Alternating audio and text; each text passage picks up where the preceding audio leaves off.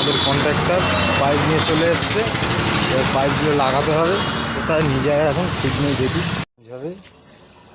এই যে 3-4 লাইন হবে, এই 1/2 ইঞ্চি লাইন আছে, সব 3-4 লাইন হবে। এই যাচ্ছে এখান থেকে, ওইখান থেকে লাইনটা চেঞ্জ করতে হবে। এই পজিশান খুব খারাপ, দেখি কি হয়। মার দেখি।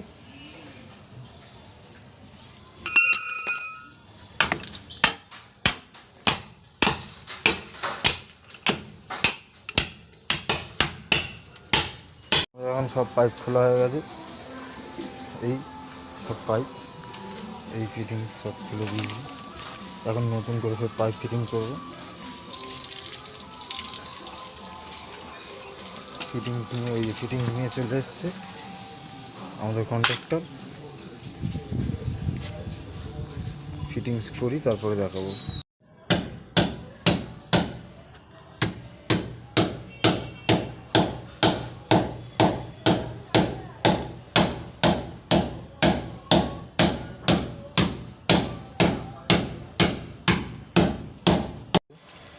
পুরো কাজটা